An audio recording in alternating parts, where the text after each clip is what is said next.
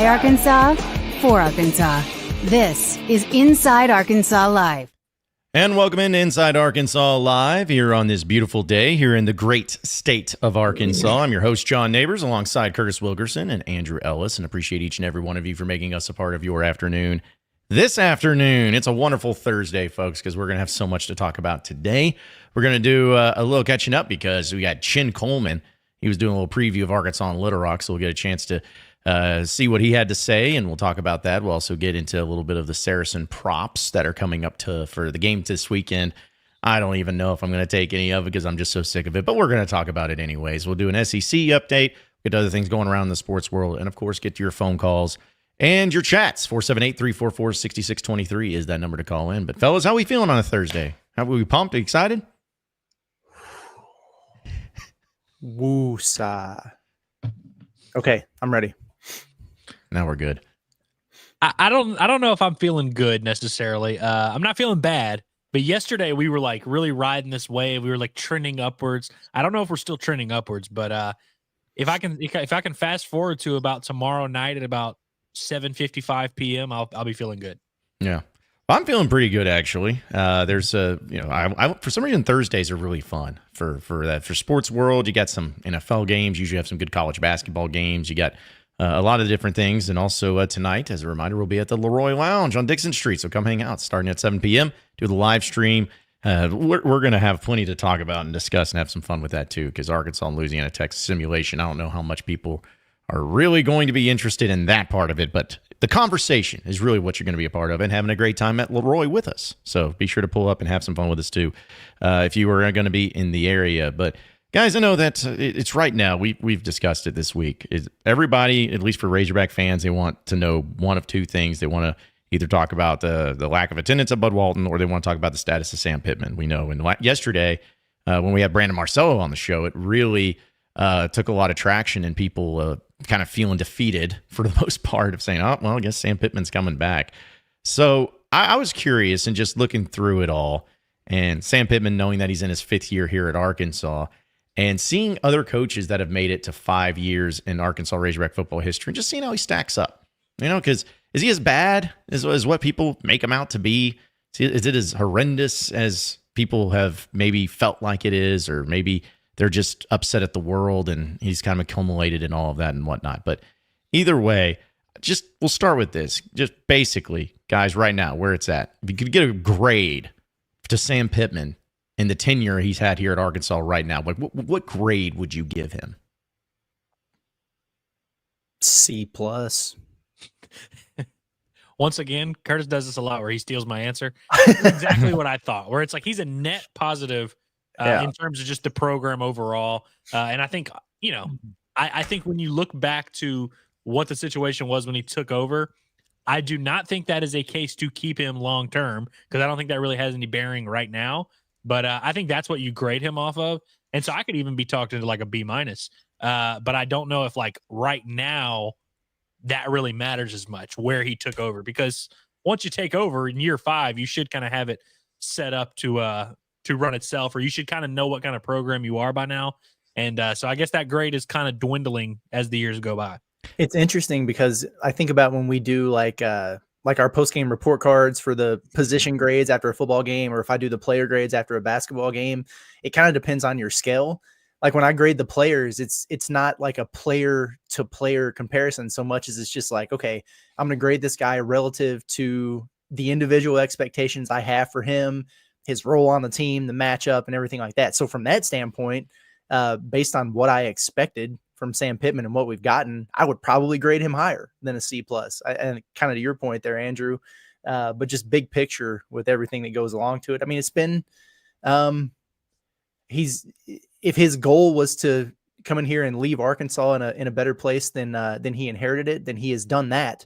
But I don't know that he's taken it to the heights that people want it to go. So probably somewhere right in the middle.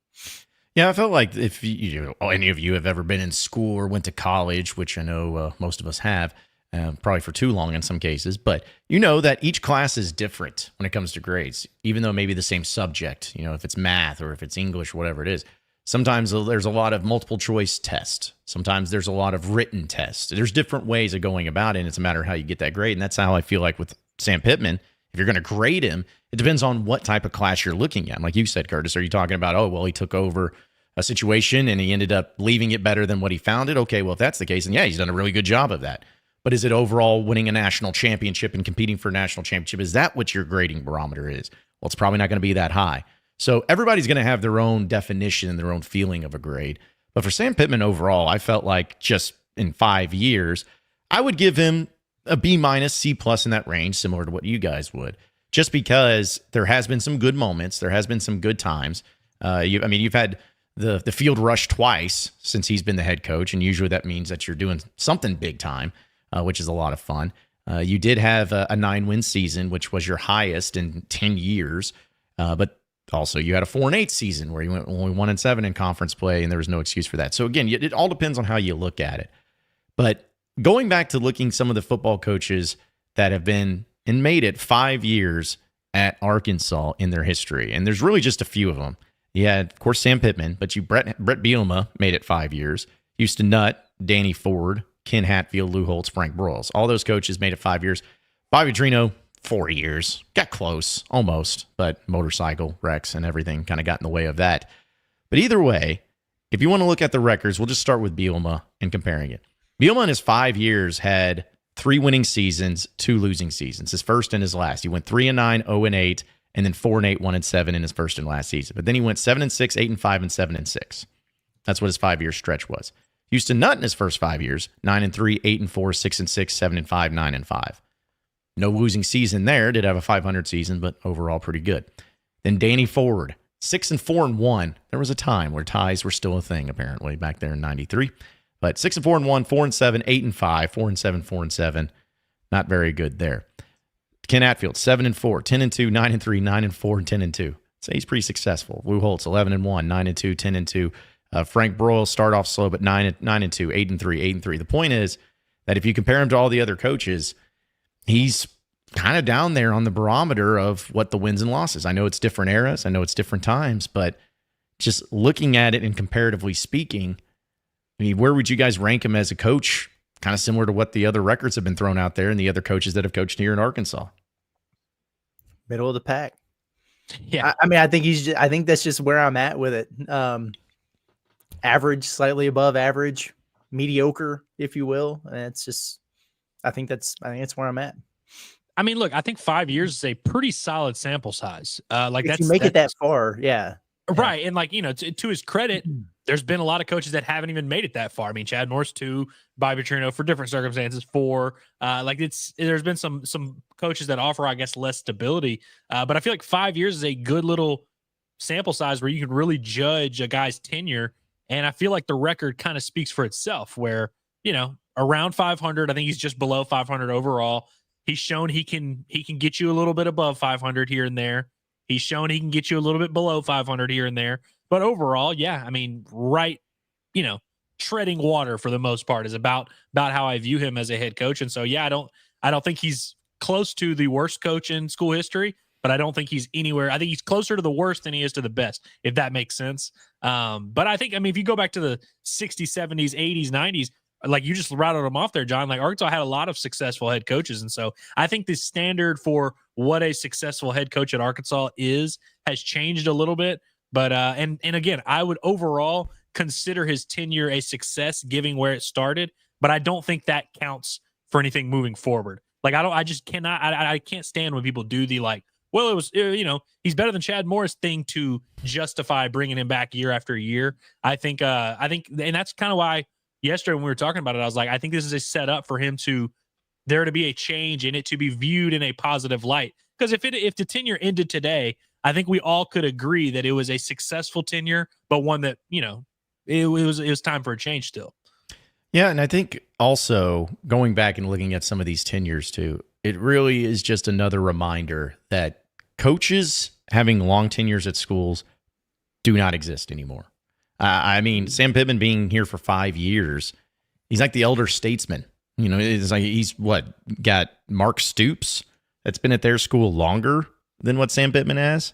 I know that Sam Pittman's kind of tied with Eli Drinkwitz and Lane Kiffin, but 5 years is a long time. It's a long shelf life in modern day college football, college sports in general, but especially college football. And honestly, it kind of makes me feel like that plays into it a little bit, to where with the transfer portal, with the ability to kind of turn things around and not have to build up programs as much, all that stuff, it is certainly feeling like, in a way, of presidential elections or elections in general, of like, hey, you get 4 years or so, and if it ain't it, you're out. And honestly, Sam Pittman getting that long is pretty impressive, but it shows that he's done, in my opinion, just enough to keep the job, just enough to keep it going, just enough to keep his head above water. But is that the type of programming, or is that the type of feeling that you want to have, where you have a coach, it's like you do just enough to get by, just enough to keep your job? That's what it feels like with Sam Pittman right now. He's done just enough, nothing more, nothing less, but he's right there. And that's kind of where it's it's almost like he's passing with a D, like, oh, okay, well, you're passing, but I mean, are you having success? Are you being great? I don't really know if that's the case right now. It's kind of like the average American worker, Yeah. trying to get by. Don't want to get fired. Don't want to put forth too much extra effort to give, too lofty of expectations. Just collecting my check, man. And, covering all the minimum requirements of the duties as assigned. And you know what sucks about this is like I just said that I would consider his tenure a net positive, like just barely on the brink of successful. But if you do the whole game of, hey, let's wait until it really bottoms out, not only does it change that narrative, because then all of a sudden it's like, okay, this was no longer a successful tenure. The fans that are already mad are going to be even madder. History will not remember Sam Pittman fondly at all if we wait until he goes 3-9 to fire him. And it's going to be harder to rebuild what is broken at that point, because I mean, things are obviously, I feel like with the football program, this year was a success. It was an improvement over last year, but I don't feel like Arkansas is trending in an upward direction. So if you wait until it really nosedives and bottoms out, it's going to be even harder for whoever you hire as your next coach. That's why I think this offseason is so pivotal for Arkansas, because they have a chance to do this amicably and do this well. And I feel like they're going to let this pass and wait until it really is a broken situation.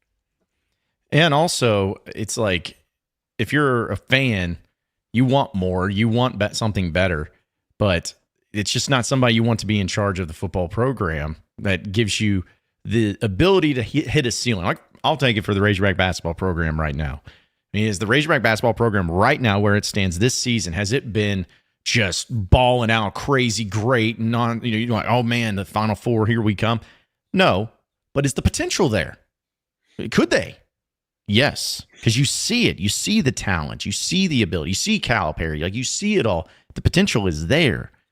But for what it is with Sam Pittman, the football program, that potential, it's not there. There's no feeling of, oh, okay, well, I see where this is going, or I see why it could be great. I see why it could end up being a team that wins 9-10 games here in the next year or two.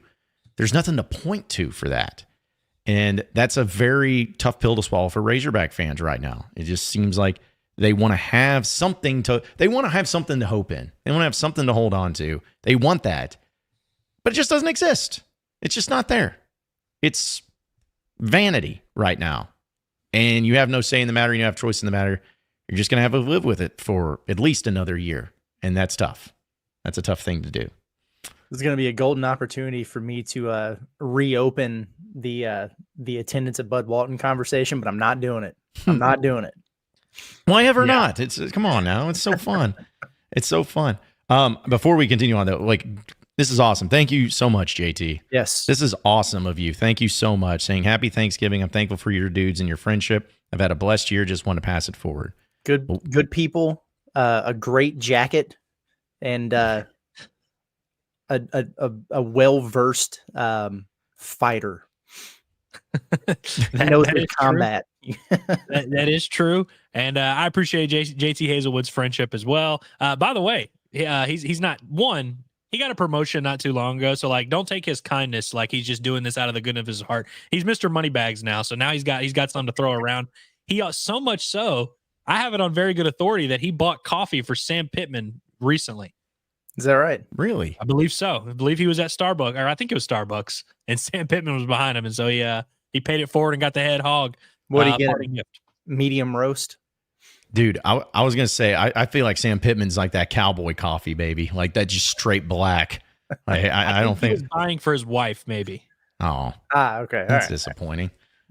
I was hoping for just something like I could see him out on his front lawn or whatever, having a little, like from the Wild West, a little stove that he's got his black coffee in and just drinks it right out of the silver cup there. I could see that, but yeah, I don't think Sam Pittman, like he kind of was surprising when he said he was at Starbucks, because I was like, I feel like Sam Pittman's not a like go get coffee at a place kind of guy. Like he's got like a pot that he's had for 40 years, and like that's just how it is. I was wondering if how he does his caffeine, because Chad Morris was always about that Red Bull, baby. He's always about that, drinking that Red Bull. But Pittman, I guess more classic, more Oklahoma style there for the coffee. But still, hey, JT, again, we really appreciate that, man. Yeah. That was really nice of you to do, and we appreciate all of you and your support. But now we can mail it in the rest of the show. Now that we got that quick little $100, starting point there. That's good stuff. Who says we don't already, anyways? So every single time. But yeah, we'll get to your chats, folks, and get into some of your phone calls too if you want to call in. 478-344-6623. Heartbroken Hog says this about Pittman. He says general manager would be perfect for Pittman. Other schools have created a GM position, and we need to catch up. Is that not where he's at right now? Like, I understand that he's the head coach, but it's like we've kind of always viewed it this way since 2020 as he's the CEO who's in charge of things, and he's not really, because we know he's not like the X's and O's guy. We know he's not like an offensive guru, a defensive guru. He's kind of just the overseer of things. I feel like that's kind of the position he's in now, right? That's how I took it. It's just he's a guy who's basically doing the thing that he can do to manage it and keep it all together, but he's not like hands-on involved with anything except the offensive line sometimes. Orgeron is what he is. And as I know, I don't want to reopen another wound because we've talked about it, but it's like the offensive line is the thing he's been involved in, and that's what he's been known for. But it's still, if that was elite, if that part of it was elite, I honestly truly believe there'd be more people that'd be fine with Pittman and everything, because we know in football, if you got a great offensive line, I mean, you're going to be good. But that's the part where it's like, man, even that thing you haven't been able to get your arms around and grasp. So, yeah, I think he's more of a GM. It's like what Brandon Marcel brought up yesterday with his coaching hires. He's done a fair. I remember when he hired Kendall Briles and Barry Odom at first. I was like, holy crap! I was expecting Jim Chaney and Bo Pelini or some crap like that. But he did a really good job with that. Yeah, what was the? I guess it was defensive line that he replaced like 3 years in a row, but he finally got that one figured out. Yeah. And I mean, there's been a decent amount of stability there. I do, for the most part, like their coaching staff now, especially defensively. Yeah, I was thinking it started with, was it LeBlanc was the D-line coach at first, and then it went to Jermile Ashley. Yep, and then Deke Adams took over and actually ended up being okay. Yeah, you could the one where we were like, this ain't gonna work. Dude, when they hired Deke Adams, I thought that was an abomination. I really did. Like full disclosure. But I would say that if there's like one thing that Pittman can hang his hat on, and it's honestly what's kept him going as long as it has, is his ability to hire coaches and to kind of delegate and let things like that. So I think the people that are saying, hey, just make him the general manager, I think that's the vibe they're going for. But the problem is, that's kind of what he's been doing for 5 years, and doing it to a decent degree as well.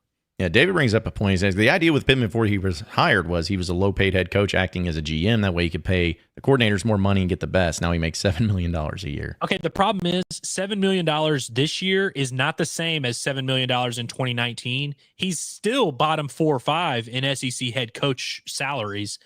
Even his buyout is still bottom 4 or 5. Like, he is still, like, Arkansas is cutting costs by having Sam Pittman as the head coach. And they're paying their coordinators a pretty good amount. Like, that's like, I know 7 million people see 7 million and they're like, holy cow, like that's a huge amount. That's actually like 14th in the SEC. I mean, he's basically being paid accordingly for the job that he's doing. Yeah. I mean, frankly, yeah. Like, in terms of where the industry is, yeah. Yeah, he's not even like that overpaid when you look at some of the other guys. Yeah, I always love the argument of like, we're paying this amount of money for this. I'm like, first off, you're not paying anything, one.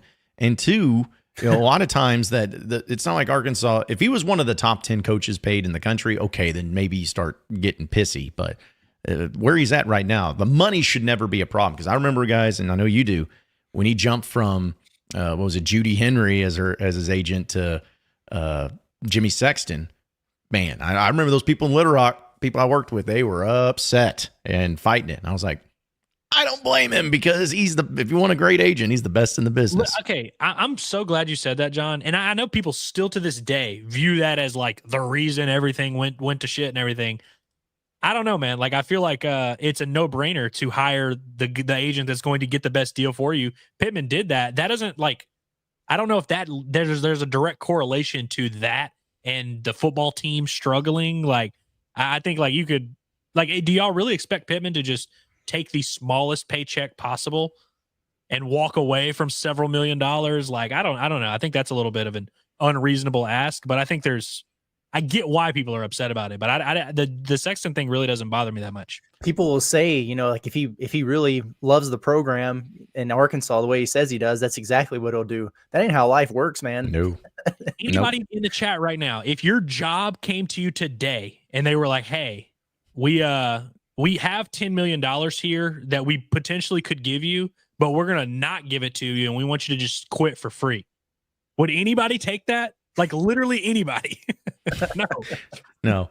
Well, and also I remember part of it was, but nobody wanted to believe. I think, circling back, I think part of it was that people were upset is because in the very beginning, Pittman was like, I'm not worried about the money. I'm not worried about this and everything. And then whether you like it or not, when you hire Jimmy Sexton, everyone's like, oh, okay, so now it's about the money, which I think is unfair.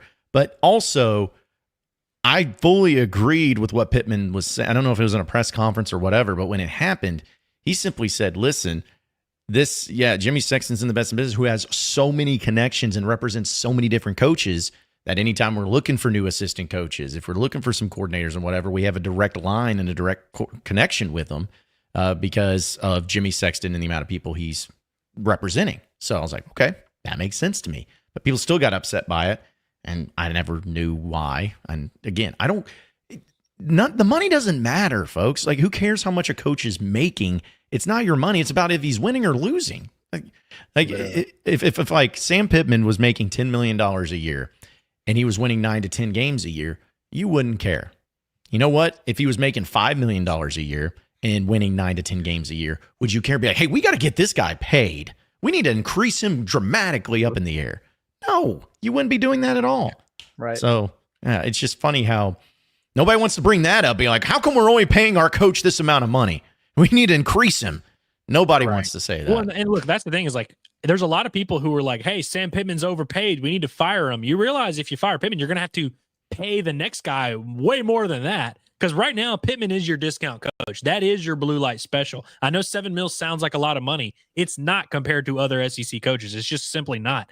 And so, yeah, I think like, and look, that's coming from someone who literally yesterday advocated for a change and says they need to do it. But it's like Sam Pittman's salary is not even on like the top 100 reasons why you would want to fire him. No, not at all. There's plenty of other things that if you want to point to, and I'll probably get down with them. I'll probably agree with you, but that's just not one of them. Now, shout out to Arkansas Festus says, get rid of Hunter Hotcheck and replace it with David Basil. I love it when Andrew and I laugh at the exact same time and we just both know why. But see, and you know what's funny is I get starred and I was like, that had to be Curtis. See, and that's what's funny is I know when you two are laughing at something, I just look for the most recently starred comment, and odds are I'm going to see what you guys are laughing about. I just look up there, be like, all right, which one did they see? Which one did they find? So, yeah. I love how I think this is probably the second or third time that they've misspelled differently Basil's last name. Yeah. It's just part of it. Dude, Basil's never had his name spelled correctly. Which is not like it's a very complicated name. It really isn't, but yeah, people just insist on it. Heartbroken Hog says, my only problem is that with what we pay Pittman is with the extension is who were we bidding against? It's not like Pitt was going to get a higher paying job somewhere else. And that's a good point because, Pittman said this was his last job. He's not going anywhere, which I fully believe. And I still believe to this day. Yeah. I remember down at media days, either this past year or the year before. But I remember being asked on a radio show, they'd be like, oh, well, if Pittman has a big year this year, you think he'd move on somewhere else? I'm like, have you talked to this man? He ain't going anywhere. You think he's going to go to USC? He's going to take over there in Southern Cal? Sam Pittman's hanging out there talking about embracing the Trojan? Come on. Who was he like loosely, and maybe it was just some reporter or something, but his name got brought up for some job not too long ago. Yeah, that's Was it that like sexy Nebraska mark or right there. something. It was weird, whatever it Yeah. was. And I was But like, also, really? do guys not realize like literally every college football coach gets an extension after year 2? Yeah. Every single one. If you're still in, if Chad Morris had just simply held Arkansas afloat and gone 5-7 in 2019, he would have gotten a quote unquote extension. Like every 2 years, you get an extension. It's not like a thing where like they were having to ward off all these other people. When your coach is still employed, he gets an extension every 2 years. Literally just how it works. Yep. And I still go back to, I wish I still had it on file. You guys remember the picture of Pittman on vacation in like the ocean with the pigs wandering around in the water? Do you guys remember that? Yeah, I vaguely, miss yes. that. I missed that picture. That was great.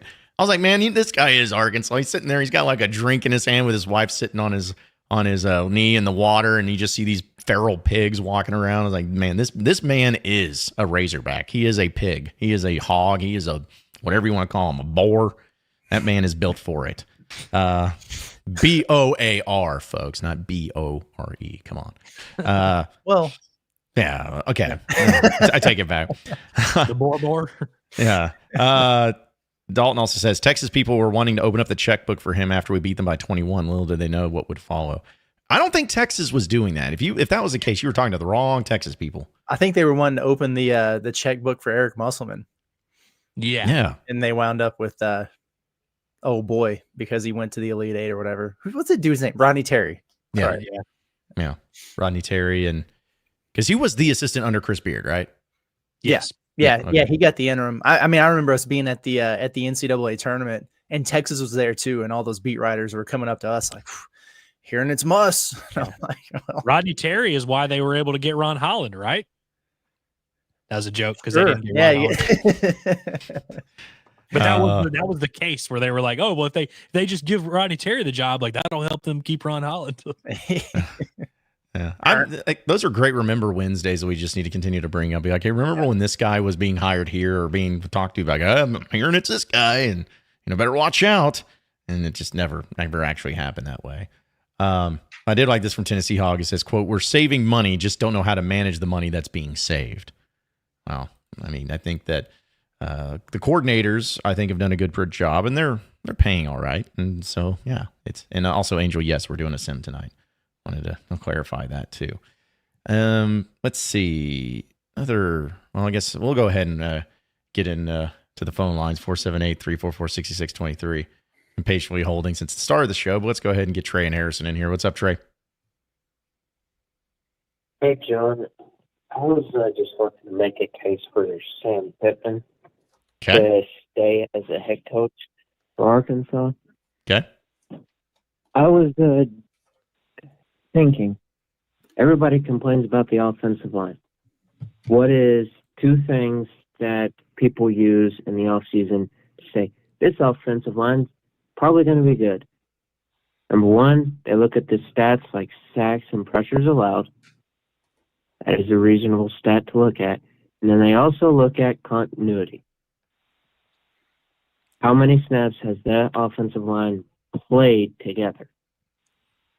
Pretty hard to have continuity on your offensive line whenever you're replacing 3 starters the past 2 years. Now, granted, last year was a bad year, but you also have to take into account that you started, 2-3 freshmen last year? And then this year, they're far better than last year, but they still ain't as good as they need to be to compete in the SEC. And my thought is another year of Bobby Petrino with Taylor Green.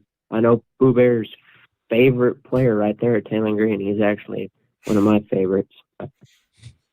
And then you get a year 3 and you put and they say the NIL's good.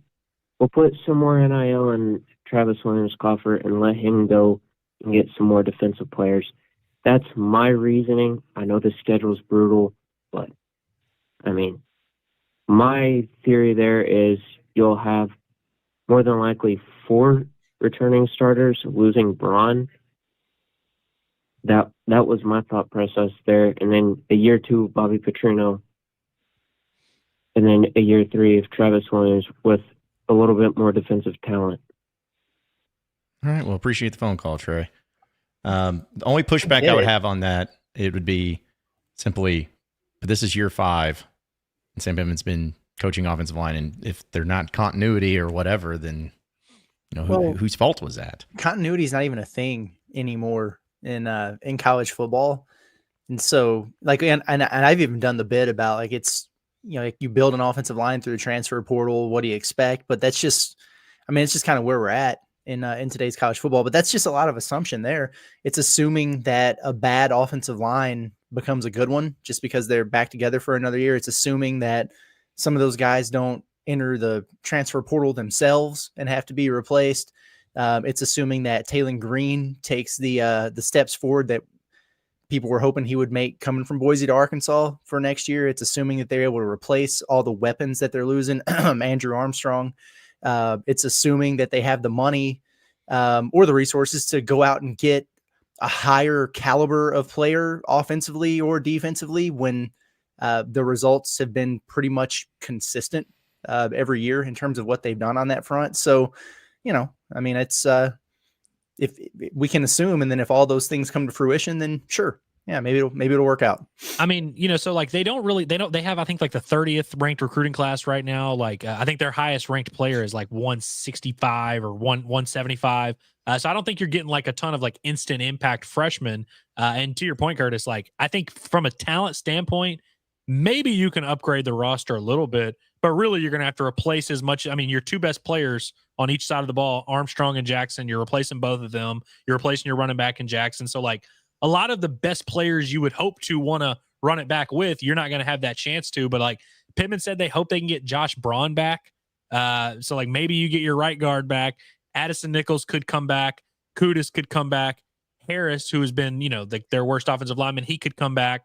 So there would be continuity, but it's with an offensive line that everyone hates right now and agrees isn't really getting it done. And defensively, you would have to allocate a lot of resources to really upgrade the talent defensively, which who knows? Maybe they'll be able to do that. Maybe they won't. But yeah, the receiving, you'd have to go out and get a couple really legitimate transfer receivers, some proven options there. I just think like there's a lot more to accomplish. Like I like the idea of like, oh yeah, just run it back, but you don't really have that many players to run it back with. Like most of the most promising players on the team are either going to transfer like Jalen Braxton, or they're going to graduate or get drafted. And so, yeah, it's like, it really is like the idea of running it back and having continuity sounds great. But if you look at the roster, you still have to replace a lot. And so, yeah, maybe it works, but I would caution against putting all my eggs in the next year basket, especially when the schedule looks like it does and all the talented players on the team are leaving. Well, I was going to ask this because we talk about grades of whatever. Like, what's been the position group on Sam Pittman's teams that have been the most consistent as far as quality? Like, maybe not perfect every time, but just consistent. To me, I'll give you mine. I think, as weird as it is, it might have been wide receiver. Linebacker, kind of. I was going to say linebacker. Yeah. I'd say receiver, but you've had one the last 2 years. Yeah. It was just last year, maybe I chalked up to more of just the offense. Because you got the same group essentially this year, and they've been really good, or at least when they've gotten the ball. But no, again, it's not perfect. Linebacker's a great one too, because shoot, which is so crazy because Arkansas went 10, 15 years or whatever it was with at best above average linebackers, and it's been pretty consistent. But the point is besides those though, running back, you've had some good ones here and there, but quarterback, you've been pretty solid, but it's been up and down there. Offensive line, we know, has not been consistent. Tight end, they didn't even have that position that existed for the first 3 or 4 years, it seemed like. Yeah. 2021, they had Dominique Johnson lining up at tight end in fall camp. Yeah. They converted Trey Knox into a tight end. And we know secondary hasn't been in, but the point is that those are the positions that you've at least been able to count on. But all the other positions, it seems like, guys, have either been, there's been years where they've been really good, and there's years that have been really bad. And there's not really in the middle for some of those other positions, too. Well, to that point, John, that next year's roster, if you just kind of run it back with the same coaching staff, you would have a few of those positions that we'd feel, pretty good about, but it would be a whack-a-mole thing where you would get a few things corrected, but then there would be a few other issues that pop up. Like Arkansas is just not in a position right now to have a dramatic talent increase year to year. Like if you're expecting Arkansas to run it back with this coaching staff and then next year have a supremely more talented team, I don't know what you would be basing that off of. Maybe it could happen. I don't know where it would come from necessarily. Yeah, I don't know either. I really don't. Before we get into the next segment, let's go ahead and get another phone call in here real quick.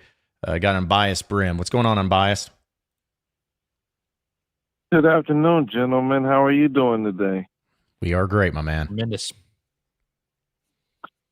So first question, before I get into my little deal here. Why did I hear Jalen Braxton's going to transfer like it's all but certain? Is there something that I'm missing here? I don't know if it's all but certain, but I would say the fact that he's sat out the entire year would be probably the key thing driving towards that. Plus, I mean, who knows? I mean, maybe he really does just have a knee bruise that's kept him out for 3 months, but I haven't gotten great vibes every time Pittman's been asked about it. True. Okay, that kind of diverted my attention a little bit. So, I'm gonna pose this question to you guys and to everybody in the chat, and I'm gonna try to keep this as simple as possible. As an Arkansas Razorback fan, as an Arkansas Razorback football fan, do you feel a little soulless right now? Maybe a little bit. I guess it depends on what your definition of soulless is. Empty. Yeah, I think I would say maybe if we're talking about adjectives, I think I don't want to speak for every Razorback fan, but I think helpless is a way of how a lot of Razorback fans feel. Okay, fair. And y'all were just discussing about the prospects of getting new talent, you know, the prospects of upgrading rosters. And you know what I hear right now? The hamster in the wheel. Just so our peak is 6-6, guys. I don't want to rush life because life is very precious and I'm getting old. But I kind of wish I had like a remote with a fast forward button. It's like I feel like I'm in the Twilight Zone. Every year we lose 2 games by 20 plus at home. This is like a consistent thing. I don't want to be too hard, but it's a big MEHHHHH meh. Everything's meh right now. Like I need something to be excited about. Last year I dreaded it going into the Missouri game. I said I felt like we needed to win some games, have some momentum, and we wouldn't have any. We didn't have any. We brought in Petrino. You know, that little infusion of that sugar rush high, you know, worked out for this season. You know, and I guess we got what we were looking for. You know, even though the results are not set in stone, we could be 7-5. But I don't know. I'm just not excited, guys.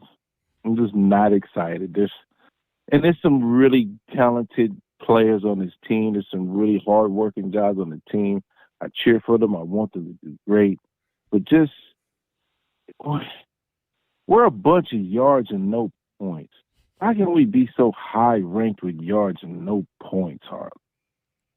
See, that's the ultimate question. It's Brent. crazy. I keep seeing all of these lists that get put out there, and people do it every week. But it's like top SEC, total offenses, top SEC rushing attacks, top, and it's just like Arkansas is at the top of all of these. And I'm just thinking, yeah, it's true, but what?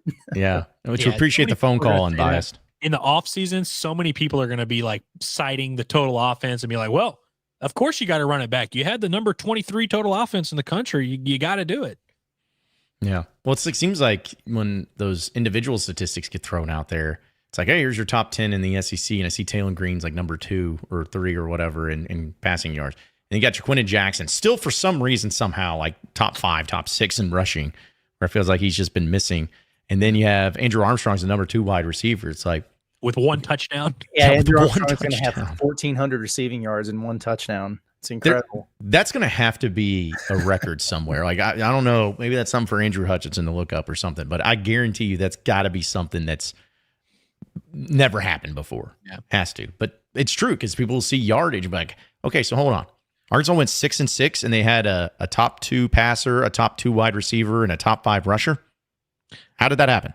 Well, and again, like I understand everybody plays cupcakes and everybody gets to pad stats in certain things, but Arkansas really padded stats in their non-conference, like really padded stats. I'm sure they'll pad stats this weekend and add to all of that. But yeah, because if you look at Arkansas in SEC play, they're 10th or 11th in like every category. Yeah. But nobody, those stats are harder to find, so less people find those, and it becomes less of a thing. A few people here in the chat. I like this from Kate. He says, like, I feel like a baby left in a hot car.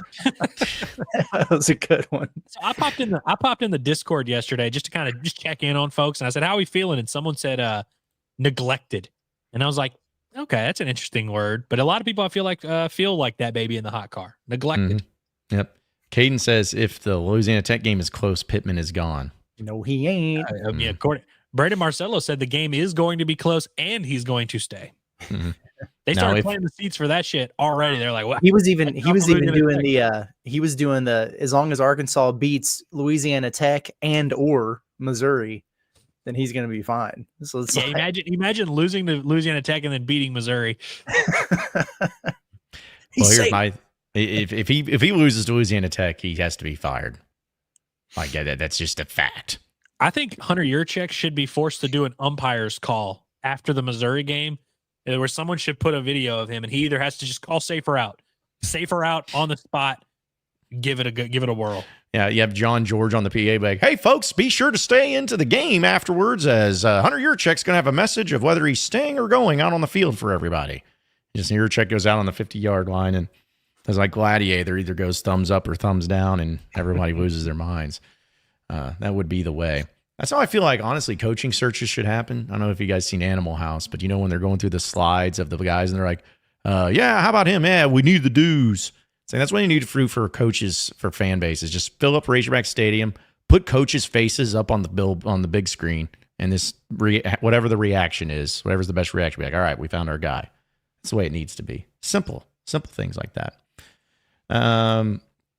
All right, let's go ahead and jump into your Arkansas update. Of course, presented by Davis & Garrett Insurance, your independent auto owner's insurance agency, securing what matters the most. Go see my boy Clayton over there. He'll get you all set up and squared away.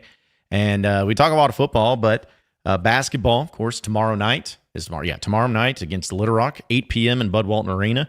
I know that, Curtis, you got to hear from Chin Coleman. What did Chin have to say? What we got going on there? He does not have an update on Jonas Adu or Trevin Brazil. No way. They respect Little Rock. They do not fear them. They're not worried about John L. Davis. They will not accept mediocrity from Big Z. Mediocrity meaning 7 turnovers in a game. Little Rock is a very good 3-point shooting team, and their goal is to cut their attempts like in half and limit them to 5 or 6 makes. And if they do that, they'll be successful. All right. There it is. Since Curtis, of curiosity, though, since you've heard from almost all the assistant coaches, who's your favorite assistant coach to hear from so far? Probably Chin Coleman. Yeah. I like him. He's very thoughtful with his answers. He's got that drip, He does have that. So that's good. I need to hear Chuck Martin again, but he was like the shortest of the 3 in terms of his responses and stuff. And I think Chin's probably my favorite so far. Still a long ways to go, and we'll rotate them every game. It's like every 4 games we'll do those 3 guys, and then we won't have a preview presser, and then we'll go through those 3 again. So we'll see what the rankings look like by the end of the year. But so far, I think Chin Coleman might be out in front. Yeah, month of December, I feel like it's going to be bleak for pregame coach pressures. But I wish they'd just give us a player, but it's whatever. Curtis, did you like my tweet? I did, yeah. Like that? About him saying they're not accepting mediocrity. Yeah, Hog fans ain't gonna like that.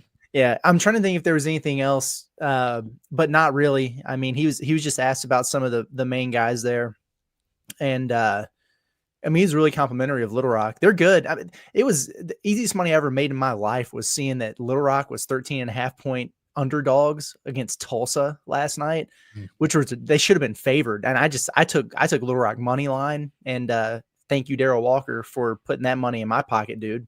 But they've got the Milwaukee Wilkinson kid from LSU, who's like been the same player for 7 years over there, and just like the ultimate role player. They got Chandler Lawson's brother, who's balling out, like legitimately balling out, and he is not like Chandler Lawson. He's a guard, a wing, very, very small. Like they're long, but like incredibly skinny. I think their tallest guy is like 6'8", maybe 6'9". So, So wait a minute. You're telling me that Little Rock played last night, and then they have a game on Friday night in Bud Walton, and then they play Monday. That sounds like a lot of quick turnarounds to me. That's what that sounds like. I guess they're coming into town today and like practicing at Bud or in the practice facility or something, chilling, and then sticking around literally all day and all night for this big time 8 p.m. tip tomorrow evening. You think whenever Cal's getting introduced tomorrow night, Darrell Walker will be just looking at him and be like, it's this close. This close. Should have been me, man. Yeah. Well, then they're gonna remind people a lot of Troy. I watched that whole game last night, and they're very similar to Troy. Little Rock's got a couple players who are like a higher talent level than what they had, but same style. They'll switch up defenses the entire game. Can knock down some threes. Pretty athletic. Like they're good.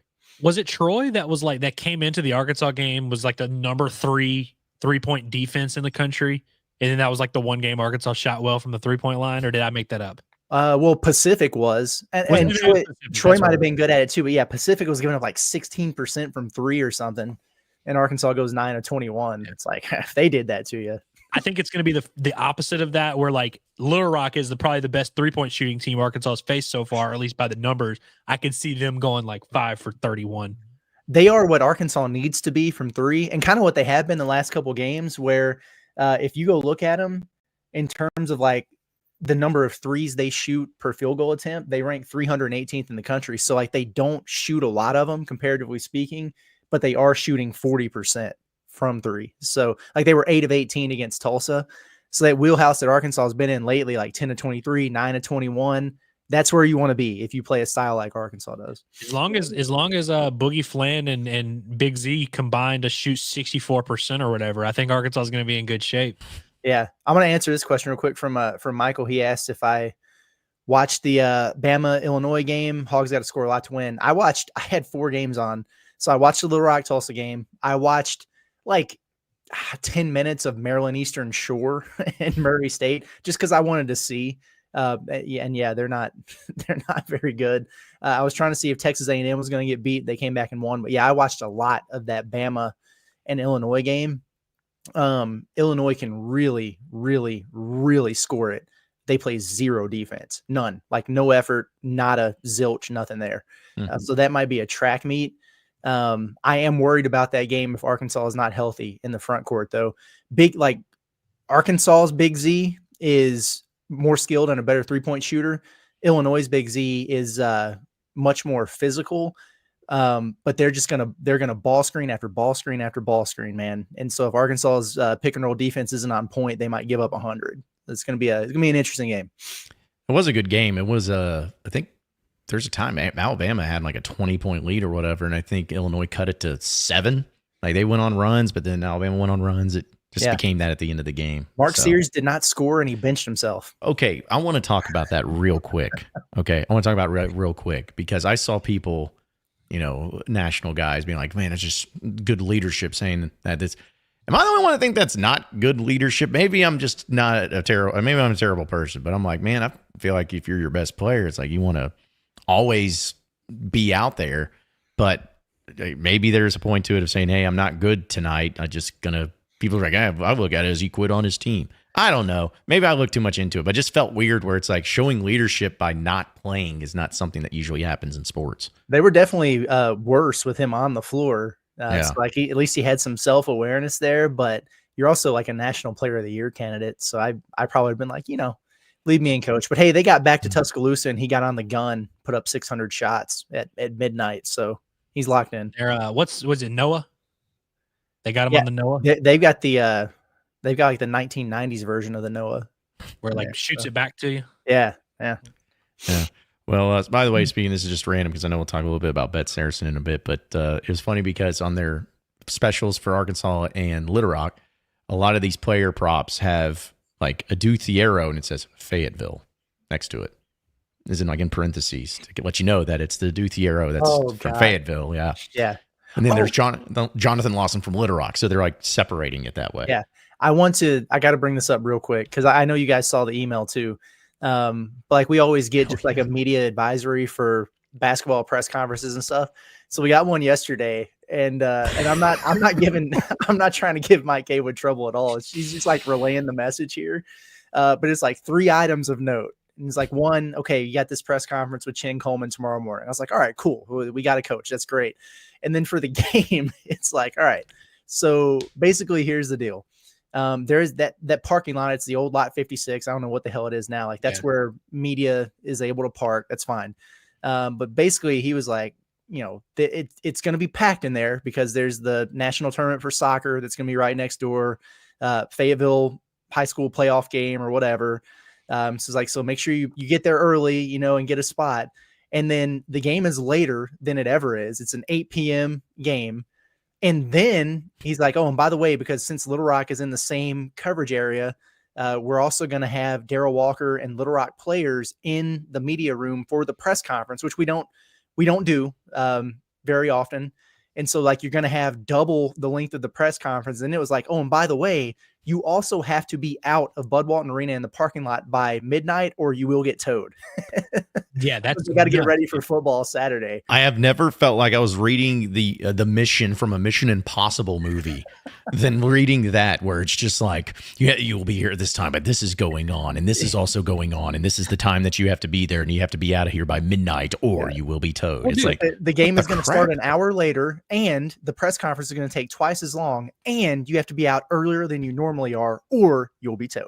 Well, Bob dude, is I'm pissed. thinking about it. We're going to make it work because obviously we do a post game right after the game ends. Yep. We will probably finish our post game show as the Calipari presser's starting. Because if they do Darrell Walker first, which is what it said in the email, like literally Cal's not going to do his press conference until like 10:45. Yeah, it's going to be crazy, man.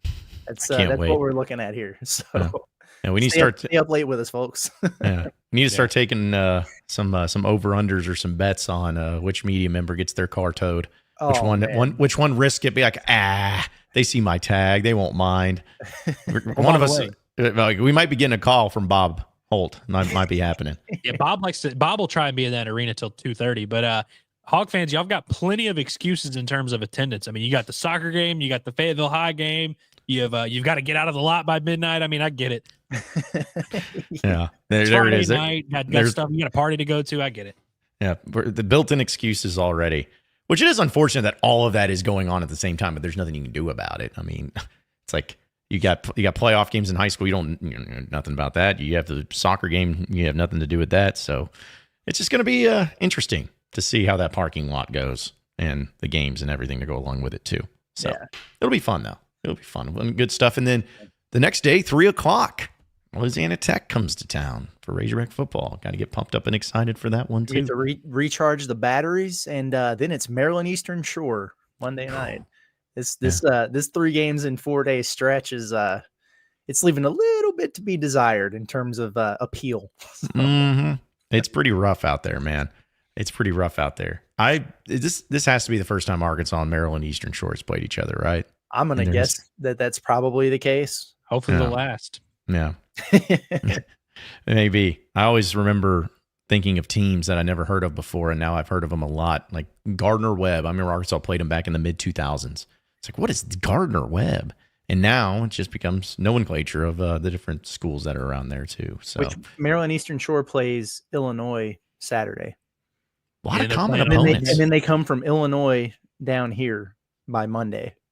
It's part of an MTE. So the reason they were able to make this work is basically Arkansas, Illinois, Little Rock, and Maryland Eastern Shore are all playing each other. Like Little Rock plays Illinois here soon too. And that's the way you can get your schedule from 30 to 31 games. It's some kind of weird rule, but See, I never even knew that. That's well, now we know. Hey, what do y'all think about our boy Pooh Bear has some insight? What do y'all think about this? Our fans don't care about basketball. Our fans care about football because our AD wants to force basketball on the fans doesn't mean anything. I don't know. I don't even know what you're talking about, dude. Yeah, sure, man. I mean, whatever. It's like I said yesterday, it's like the fans will no longer accept mediocrity from the football program, but you cannot say anything about mediocre support for the basketball program. That's right. That's where we're at here. Mm-hmm. And also, I think maybe we are really the only outlet in the state that it is this way. But I mean, the numbers do not lie. Like the fans care about basketball more than they care about football. The actual games, I should say, in terms of grifting about the head coach, people care about that. But we put out football content and y'all don't watch it. We put out basketball content and y'all can't get enough. Mm-hmm. It's all over the place. That's what makes our job so fun and interesting. And you never know what to expect each and every day. It should be a good crowd though tomorrow night. I think it will. They're kind of billing this with this like Little Rock being our Super Bowl. So yeah. I mean, hey, Jen Coleman, he said we're not scared of Little Rock, man. They think they're coming in here and got an easy win. They got another thing coming. Ain't sweet. We're dialed in. Jeez. Once again, folks, I'll keep saying it. If you have tickets and you can't go, hit me up. I will make sure some Razorback fan gets them. All right. There's no excuses anymore. No excuses for it. I did want to bring this up. This is still kind of relevant in what we're talking about with football and basketball, but we'll use it as our Alumni Hall question of the day. It's the ultimate Razorback shopping experience. You go check them out at Alumni Hall there on Fayetteville on 3417 North College Avenue. You can also shop them online at alumnihall.com/Arkansas-Razorbacks. They got it all the highest in gear and everything for the family. Check it out, Alumni Hall and alumnihall.com. It's a simple thing of do the Hogs have to have in-state talent for their roster to be a great team? And people were discussing this as far as mainly on the football side of things too, of looking at the most successful years that Arkansas has had, and it's been about that in-state talent. And until Arkansas gets that in-state talent to that level, they're never going to have those great seasons. In the modern day, and where it sits with college sports, but specifically college football, do you guys agree with this as far as the success of the football program in Arkansas, that they have to have great in-state talent in order to be great? I don't know that I'd agree that they need to have great in-state talent in order to be great. And I probably am less of a proponent of this argument in the transfer portal era because I just don't think it matters quite as much. But there is something to be said from being able to establish a strong base and a foundation within the walls of your own state. And generally speaking, when Arkansas is able to do that in football, they're better off for it. But no, I don't buy into it as much now with the portal era and the way this thing is ran. Certainly not in basketball. I know we're talking about football, but yeah, it's, I guess my thing is if you have elite talent in your state, in a state like Arkansas, you better get them though. And that's something they haven't necessarily been doing here recently.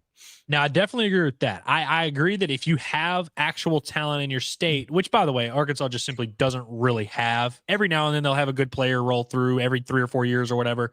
You can't let those guys leave. You should have whoever the best players in your state are, you should get them. But I know this is going to piss some people off. I think this is a little bit of an overblown thing. You want some players on your team from Arkansas. I get all that, especially walk-ons and guys that just want to be there. But I mean, if you get a 5-star quarterback and he's from Dallas, is it really going to matter? Like, well, he's not from Arkansas. He doesn't really care about the Hogs. Like, I think basketball proves that. The basketball team has maximum 3 in-state players like every year. Doesn't seem to really affect them too much. Now, I guess you could argue that Devo's love for the state is what really catapulted those Eric Musselman teams. But I look at those Eric Musselman rosters, and I know there was some Jalen Williams and some Moses Moody, but like there were a lot of non-Arkansas guys that really helped push that forward. I mean, the baseball program, they'll have like maybe 1 or 2 in-state contributors per year. Max, and that's on a baseball team with 9 starters and all these pitchers. They only have maybe a handful of in-state guys. I think you could actually make an argument that you shouldn't be building your roster around in-state guys if you really want to compete at the highest level possible. Now in basketball and baseball, Arkansas produces some talent. So that's why they bring, they'll get those guys. Football, I feel like if you're basing your football roster around your state, you better live in Florida or Georgia or Texas or something like that. I don't know if, I mean, I know you want to have some in-state guys, but long-winded way of saying no. I don't think you have to have like a roster built around your state to succeed at a high level. I think it's just a matter of the correlation that a lot of fans take, where it's like, okay, if you think about the best players from inside the state of Arkansas that played for the Razorback football team over the past 20 years, all the teams that they were on, or at least some of the teams that they were on, were some of the best years you had. And I think that's how it is. It's like, hey, Darren McFadden from Arkansas, one of the best. Well, you had some of the best years with that player. The Joe Adams, Jarius Wright, Greg Childs group. And I'd even throw in Ryan Mallett in there, because Ryan Mallett, he's from Texarkana, but he was an Arkansas guy. He was a Razorback fan, so you could throw him in there. Best years you had. Even recently, Traylon Burks, was a huge factor in what made that offense so successful in 2021. So I think that that's always what people connect with or put it to. But I also agree that you just don't put an entire blanket over it saying, oh, you have to have this amount of players or these amount of players that have to be this caliber, and if you don't, you're never going to be good. It's like this year, right now, where it stands, this season for Arkansas, are they 5-5 because they don't have one or two elite level talent players from the state of Arkansas? No, that's not. I mean, yeah, that would help. Everybody would love to have great players, but it's not just as simple as, oh, it's that's the issue. And especially as you guys said with the transfer portal, it's changed everything. And yeah, again, it's great to have, but it's not something that you have to have if you ever want to revisit some solid years once again. Yeah, exactly. Like if there are studs in your state, get them. Like there's nothing worse than, Buddy going to Missouri last year, whatever his name was. Like that sucks, man. And then the kid this year, is he going to LSU or something? Or like, I don't know. I don't follow football recruiting as much as I do basketball, but and I guess for me, if you have similarly talented guys that you're recruiting in the state versus out of the state, like, I mean, would I rather have a 3-star offensive lineman from Little Rock or a 3-star offensive lineman from Virginia? I don't know. Maybe give me the Arkansas kid, whatever.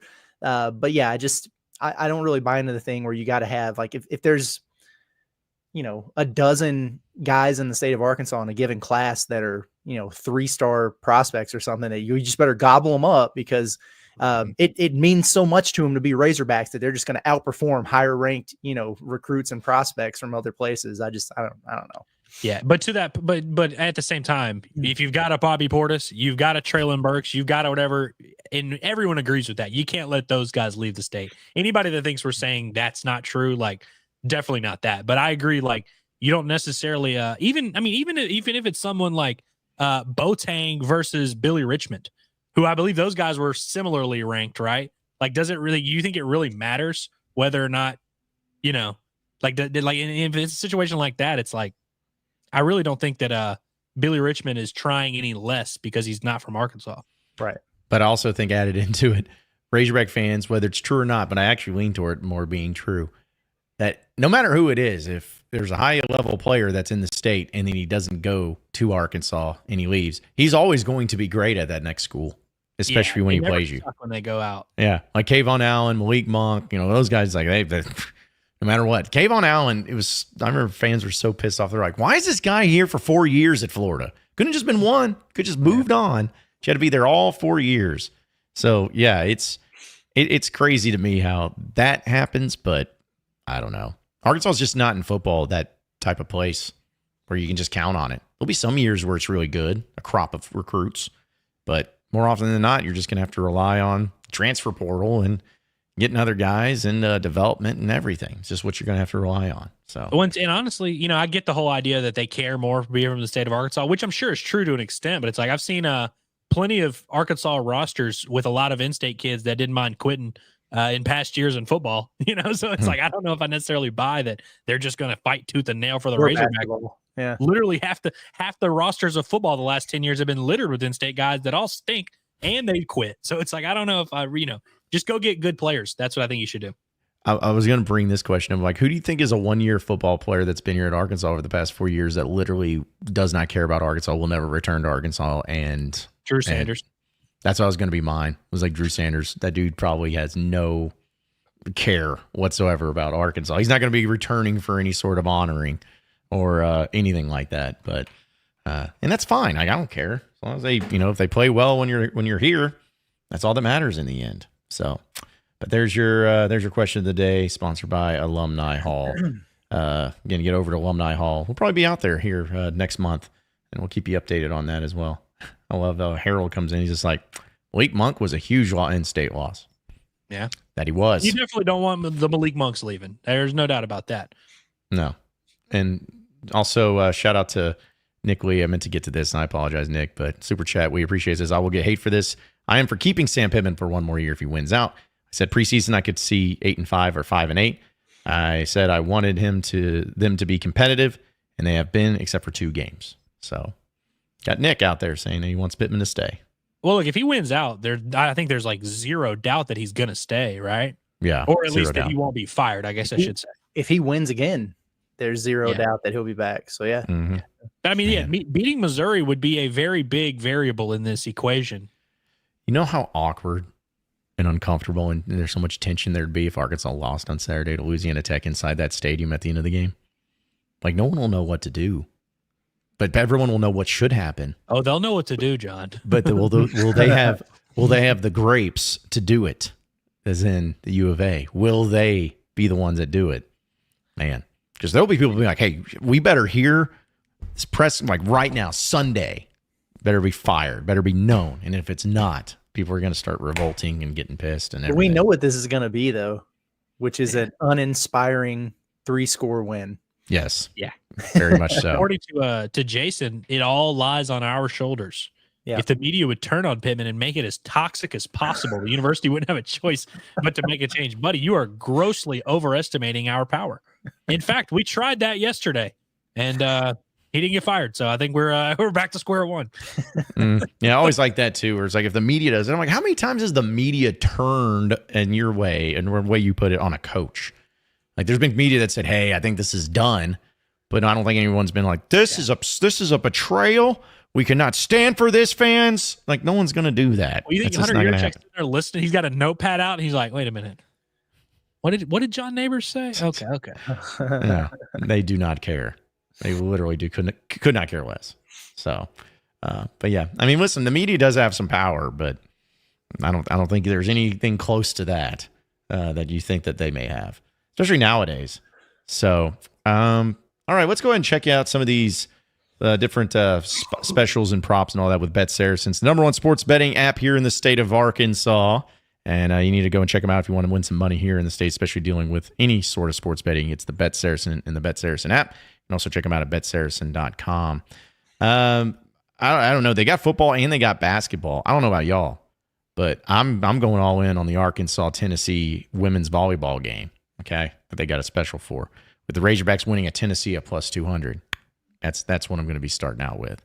But in all honesty, did you guys win anything? Did you guys bet anything last week against Texas? Like specials or anything wise? I didn't bet on any specials. No. Yeah, I did. I think I lost all of them. I've got integrity. I don't bet on games that I cover, John. Of course not. Who would ever do such a thing? There's so many of them. It's almost like, what do you want to really go through? I don't want to go through all of them, but I always like looking at the longest shot ones. And they're kind of becoming repetitive a little bit as far as like, Arkansas defense over 1.5 interceptions, over 1.5 fumble recoveries, a plus 750, or all three of the units out there score a point apiece. But I will say that the plus 300 one of Arkansas team penalties under 6.5 and opponent team penalties over 7.5, I might dabble in a little bit of that. Give me a disciplined performance from the Hogs, you're saying? And both them and Louisiana Tech. A sound, clean game is what I'm expecting out of these two opponents. So that's probably what I would be looking at. Can I interest you fellas in a little Taylon Green and Jaquinton Jackson over 358.5 combined total offense, plus 275? No. I wouldn't. I'm not going to touch that. Against the top 15 defense in the country?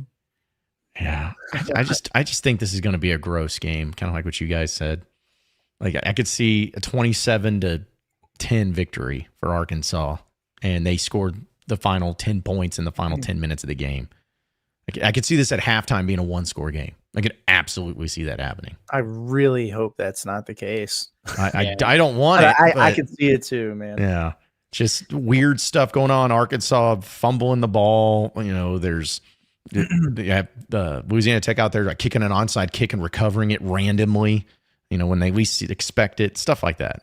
Y'all remember when we were playing, when Arkansas was about to play Mississippi State, and Mississippi State was like the lovable underdog darling where everyone was like, telling you they're 1-7, but look, I'm telling you that offense. I think that's happening a little bit with Louisiana Tech because Marcelo obviously talked about it yesterday, but their defense has I think all their point totals for the year are like 12-9, 9-7. Like their defense hasn't given up a ton. I think there's going to be a lot of people who kind of talk themselves into Louisiana Tech being like the scrappy underdog, and Arkansas obviously is ripe for the upset. But I think it's going to be one of those things where we're like, after 2 minutes, we're going to be like, oh yeah, Louisiana Tech actually sucks. Yeah, I'm just hoping that it's got to be either one of two ways. I'm hoping for a blowout, or I'm hoping not hoping, but if Arkansas loses, it'll at least be something where it's very finale. Big finale. What happens? A finality. I think that's a word. But I just want to have some sort of closure. Okay, here's the thing. We should see if bets come out for this. Do we see Larry the bowling ball on Saturday? No. Does Larry get rolled? Yeah. I don't think they're going to bring his ass out. I hope he comes out. They're bringing him out. Why wouldn't they? Dude, where do you think he's at right now? Is he in Sam Pittman's office? In a drawer? Inside of a bag? Probably on a shrine in there. Yeah. You think they'll use the same one, or will they get a new one for this year? Ooh. I think I used the same. Same old Larry. Okay. I don't remember what they did in 2022 regarding did they have Larry then? I think they did. I can't remember. I'd have to go back. But I'd also be curious of how much that bowling ball weighs. Because with Sam Pittman's hip, he may not be able to roll a bowling ball in the way. So maybe he has like a player of the game and they get to roll the bowling ball. Maybe something like that. Because somebody said, I forgot, there was somebody on the football team that is really, really good at bowling, as in like rolling like 250 and above. Whoever that is, give it to that player and let him go out there and roll it. Probably Maddox Lassiter. He's good at everything. So it's true. Yeah. It's true. He gives the vibe of a good bowler. Yeah. I don't even know what it takes to be a good bowler. Because when I hear like an athlete, oh, hey, this guy's a good bowler. I'm like, but why? How? Like, have you had that much time to be able to practice your craft of being a great bowler? I mean, ask Curtis. He's a former coach. That's true. It's all between the ears, boys. That's it. So was it 80% mental and 40% physical? I can't get over the idea that Curtis had to recruit for bowling. That is hilarious. Yeah. Trust your training. Do what got you here. Yeah. Did you have in-home visits? Because you are not going to learn any new skills. What I want you to do on this one is try to knock all the pins down. That's what I want you to do on this play right here. If you do that, you're going to be in good shape.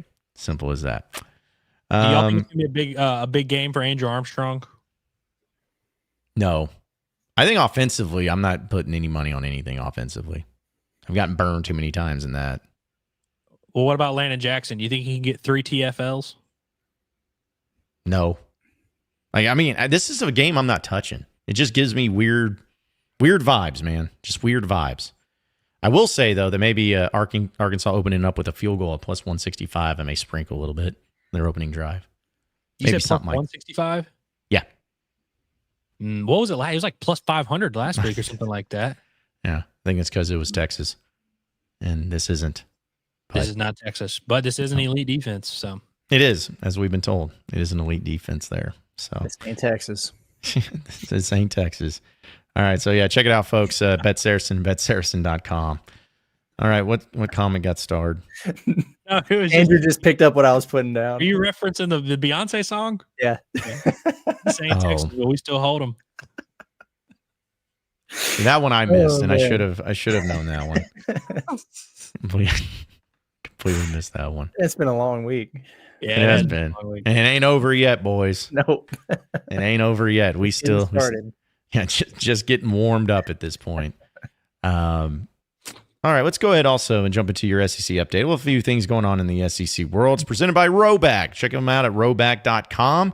You can see all the great apparel that they have, performance gear. They got hoodies, they got polos, they got vests, they got joggers, they got it all. And they even have Razorback apparel itself. And it is nice, highfalutin things. If you go and check them out, use the code HOGSBY20. Simple as that. Hogs by 20. Get 20% off your first purchase on everything over at Rhoback, especially with Christmas and the holidays coming up. Get you a nice gift for yourself or for your loved ones with Rhoback over at rhoback.com.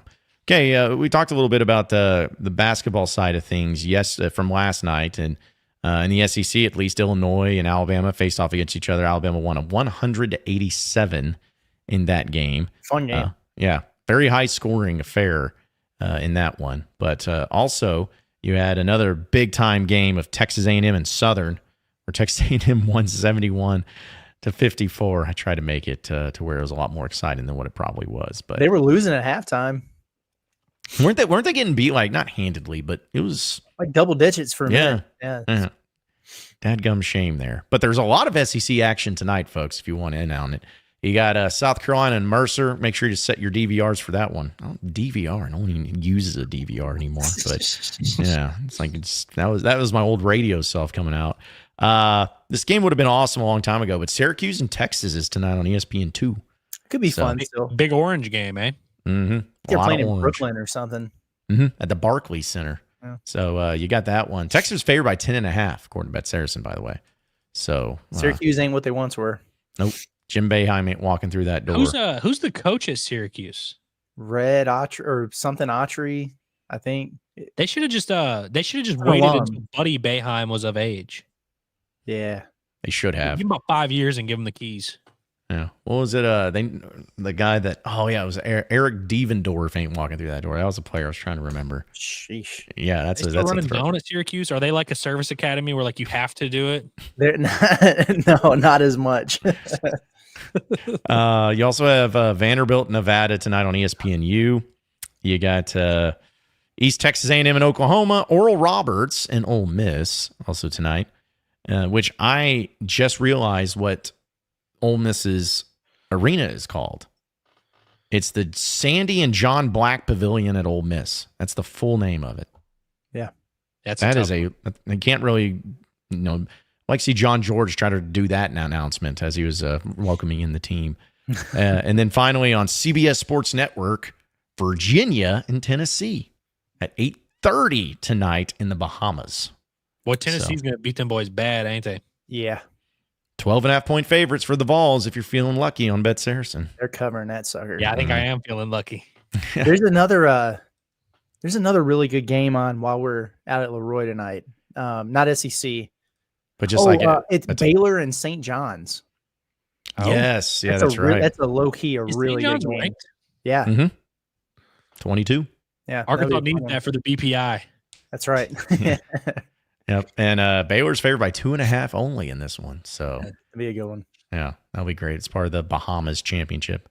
Baha Mar Hoops, right? Is that what it is? Nothing like going to an exotic tropical destination and playing in a hotel ballroom. That's what basketball's all about. Yep.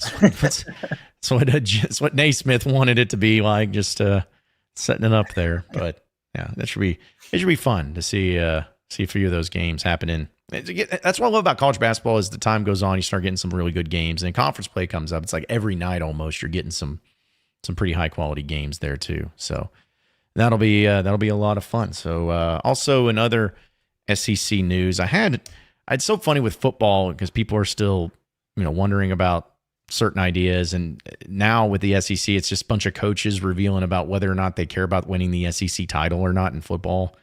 Like Lane Kiffin stirred up a hornet's nest on all of this, and it's wild to where, nobody should, everybody's like, well, I would never ever say I would never want to play in a conference championship game. The tradition and pageantry, I was like, man, you can say that all day long, but if you lose and it leaves you out, my ass. Yeah, it's like if it plays out and it leaves you out of the playoff because you played that extra game, you can't sit there and be like, but still, I'm glad we played in this. No, you're going to be throwing fits right and left about it.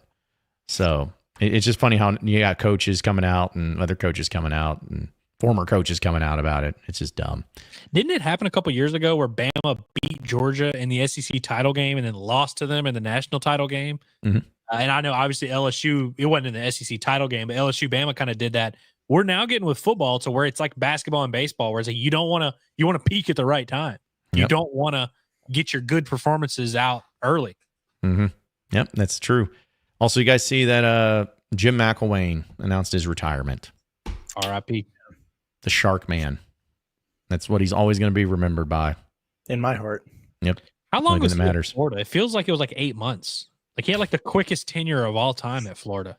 No, I think he was actually there 3 years. And what's crazy is he had like an 11-win season and a 9-win season. And then that was it. Like very, very quickly that everything went downhill. Yeah, he's there from 2015, 16, and 17, where he's 22 and 12. Which, man, that's just so funny to me. Like what Florida did with that and then firing Dan Mullen after that one bad year. Yeah. It's like, and that's something that'll never make sense to me, but I'm sure they got reasons behind it. Is Dan Mullen going to like try and get a job this offseason? I haven't heard from him in a while. I feel like I was seeing him all over the place on TV. I feel like I haven't heard from Dan Mullen in a while. I'm not going to read it. I'm just going to put it up. Hey, come on now. I'm not going to read it. I'm just going to put it up.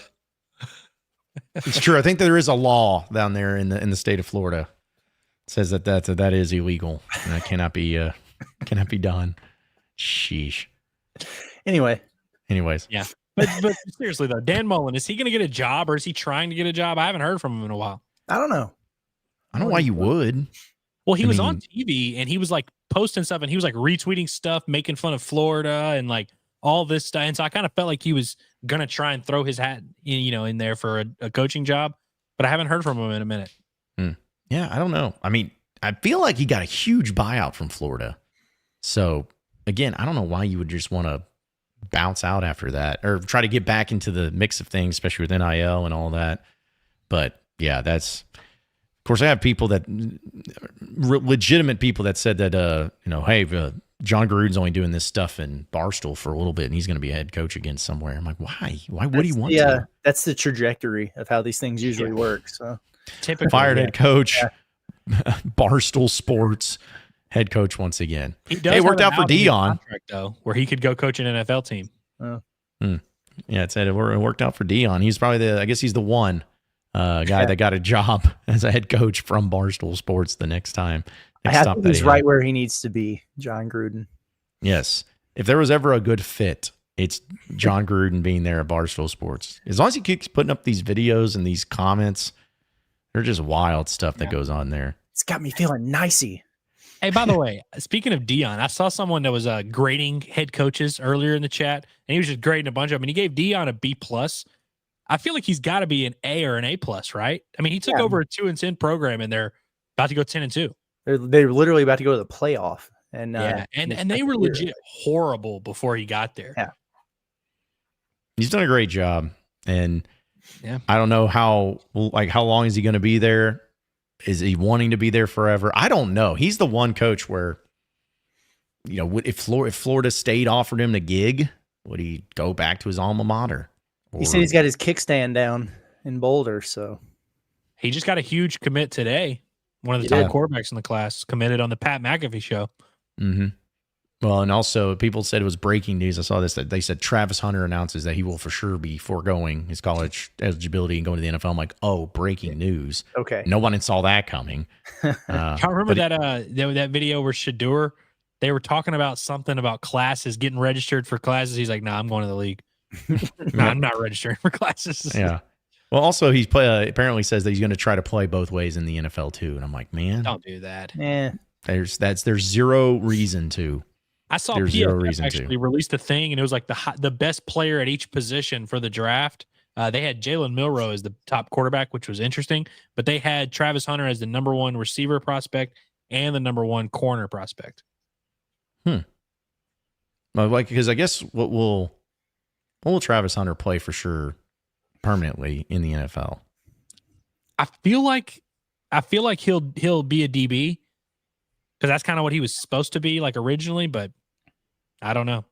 Yeah, I don't know either. I just know that he's going to get drafted very high and make a lot of money. So, all right, we just got a few minutes left here, folks, before we close up shop. The guy, by the way, this is terrible, but did you guys see that picture of someone got hit by a bus on U of A campus today? I did see that. Okay, a picture of it? Okay, so I'm not trying to laugh at it is a horrible thing, But whoever took the picture, it's the most absurd picture. It's just a guy. I'm not going to say, just go look at it. I'm not going to bring it up. But the fact that it happened at the U of A when someone got hit by a bus was pretty insane, pretty wild. Do we have any updates from that Twitter account that put it out? Like, we can check. Did this person walk it off, or? I know, like that's the thing. Is like he just said, like the tweet was literally just is like went to drop my girlfriend off at class and a kid got hit by a bus right in front of me. That's what the thing it says. It's like, okay, any updates there, any follow ups, anything like that, and nothing, literally nothing. His next tweet was something about his quarterback being embarrassing. Like it's like, okay, you're really gonna leave people hanging like this? Like, come on, man. Yeah, that's a cliffhanger, man. It's just awful. And I then found the tweet. Yeah, is that not the most absurd thing? Hilarious, bro. Insane, bro. It's just absurd what is happening. I need to just follow up with him and tweet at him and be like, hey, what's going on here, man? Like, can you give us an update if that poor person ended up walking away or anything out of it? Oh, he's just laying there in the middle of the street. I don't know why you take a picture of it like that and just. I'm guessing it's not that bad of an injury because people are just standing around him, just kind of looking at him. But he's just laid out, like he's just on the ground. He looks like he's hit and then kind of fell backwards. But I don't think he was over him. If that makes sense. I guess I don't know. It was just it's weird. It's very strange. And if you've been to U of A campuses. Those buses come in flying in hot, so unfortunately, it's not as surprising there. But I think you get a fat bag if you get hit by a campus bus. Like if you're on campus, I think he should be able to make a pretty penny off of this. So, well, they're always constantly trying to hire for bus drivers. And so I saw those things around there. Maybe those are the reasons why you got people going out there and getting hit by buses and whatnot. Also, a final thing at least for me, guys. Did you see who the captains were for the game? I did not know. No, I didn't. We got him. Rashad Dabinian. Okay. R-Dub. Kiwi Rose. Against his boys. Makes sense. Yeah. Eric Gregory.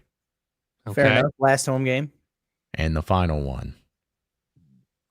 No fly zone? Let's go. No fly zone Yeah, again. He's a 5-time captain? Yeah. He was the captain last week. He was. Best set yet. Yep. And it just, they're always like to try to figure out what the reasons are, if there's some sort of reason there, but. From game wrecking safety to lockdown corner. Yep. Why wouldn't he be captain? Exactly. I mean, dude's out there getting after it. It's his final home game. He could technically come back, but I don't think he will. So yeah, final home game there, but those are your captains. And Kiwi Rose, I was like, okay. Makes sense, obviously, because of the connection, but yeah. I kind of forgot. He's a guy that I would have thrown in the ring earlier for captain. Mm-hmm. Am I also maybe looking at this poorly? Where, I don't know, but shouldn't you just add some of the players that's their final game? Like Rashad Dabinian's not his final game technically. Yeah. I figured just since also final home game and all that. Suspended from the team 3 weeks ago. He did. Yep. But I think Sam said they only had 6 guys walk in or something. Mm-hmm. Yeah. He said, I remember he said Josh Braun's walking, but he's the only one that's walking, but could still come back. I think that's right. Yeah. He also said he's after the season, I'm going to talk to 6 guys that I would like to. Maybe that was it. Yeah. Yeah. We know the 6 guys, right? We can name the 6 guys probably, right? Yeah. Probably, but I will say, Green. They asked him about Taylor Green, and he didn't definitively be yeah, we definitely want him to come back. He was kind of well, I'm going to talk to some guys after the season. We'll see. They want Taylor Green back. The people don't. No, yeah, I know they do, but I thought it was weird that he didn't definitively be oh yeah. He's weird about revealing secrets. But no, originally I thought I was okay, Taylor Green's one. I feel like he said Landon Jackson's gone, so that's definitely not him. Yeah, but maybe a Sorry, is he a junior? Sorry could come back. Yeah, so the red shirt seniors, which I assume would be pretty much the guys who aren't going to have any eligibility left. Keon Stewart, Andrew Armstrong, Tyrone Broden, Hudson Clark, which he does have a year left. Anthony Switzer, Kyle Ramsey, Eric Gregory, Joe Moore, Shafre Brown, and Kiwi Rose. And then the traditional seniors, Nico Slaughter, Anton Junkaj, Isaiah Tesla, Matthew Shipley, Tykees Crawford. Tykees is definitely going to be one of those guys. Yeah, they'll For get sure. Tyke's back. Yeah. They'll get that. They'll get him back for sure. They have to. It's a law. So wait, could Tess Lock technically come back? I don't know if I don't think he's like, what redshirted. his. I don't know what his situation was like. Yeah. For some reason, I just assumed he was going to be gone, no matter what. Well, now to think about it, Yeah, he played in 2020. Post-COVID. So Hmm. Tesla played in 2020. oh, so then he probably shouldn't be able to come back. This is weird though. I don't know the rules. So what? Saw action on special teams before earning a spot in the starting lineup midseason as a true freshman. Oh, so he got that year back. So 1, 2, 3, 4. This is his 5th year. Okay. So he's done. Tesla. Yeah. Okay.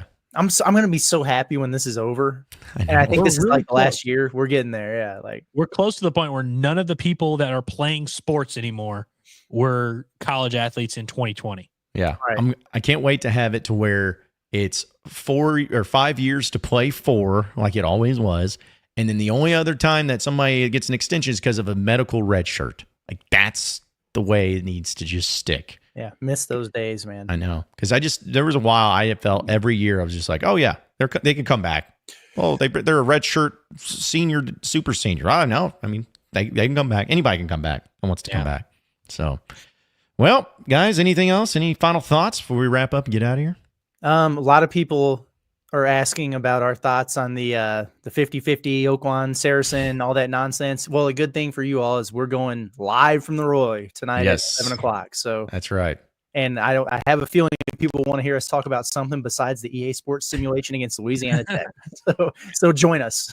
Yeah, it's almost like you read my mind, Curtis. By I the just way- felt like that's a great place to do that and have that conversation about the raffle. It really is. And also, I would say this to anybody who wants to hear us talk about anything like random, that's the time to do it. Yeah, it's a literally hangout. Just like sitting there vibing, Yeah. chowing down on food, looking for stuff to talk about. Yeah, Yeah. it's a hangout, and we would just chill and have people come out and hang out with us. It'll be a lot of fun. So, I gotta respond to this because I forgot, and I am sorry. Real quick, Gage is like, John, you never messaged me about the giveaway because he won our giveaway yesterday. Well, Gage, if you remember correctly, I said just DM us and with your information, and you didn't. So that's on you. I'll allow this one to slide. But If you want your hog rod shirt, then you your got hog rod. play by the rules, brother. If you want a large hog rod shirt, get a large hog rod. You better check it out. Also, Oh, man. by the way, who is this? They said, why'd y'all make fun of my call? I thought I made some valid points. Also, this is for the chat. It's Trey. Oh, that's Trey. That's Trey and Harrison. Yeah. Who was making fun of his call? I assume people in the chat. Oh, That's why he says this is for the chat. Okay, my bad. I can't read sometimes. I'm sorry. It's okay. Well, y'all should stop being mean to Trey and Harrison. What the hell? Yeah, well, I'm sure telling people not to be mean will definitely make them not be mean. It's usually how it works. It actually does. I meant to bring this up earlier, though. It does make me sad that Trey is 16, 17 years old, and he's like, you know what? Let's just run this thing back with Pittman. Like, maybe we can go 7-5 next year. When I was 16, I was like talking so much crap to everybody. Like, I had very high hopes for everything. Unrealistic. It sucks that we can't even have the younger generation believe anymore. You know, Kids these days, man. they've It's been just broken unfortunate. down. They really have. Well, hey, appreciate everybody listening and watching in Inside Arkansas Live. Be sure to subscribe to Inside Arkansas Live here on YouTube. Like the show, and that way we give really good vibes from the algorithm. You can also follow us on social media at Inside Arkansas and check out our awesome website at InsideArkansas.com for all the latest and greatest up-to-date information when it comes to all things Razorbacks. And we'll keep it going from there. So, for Andrew Ellis, as well as Curtis Wilkerson, I am John Neighbors. Same sports show, same sports channel tomorrow afternoon. We'll see you tonight at 7 p.m. at the Leroy on Dixon Street. Have a great rest of your night, everybody. We'll see you then.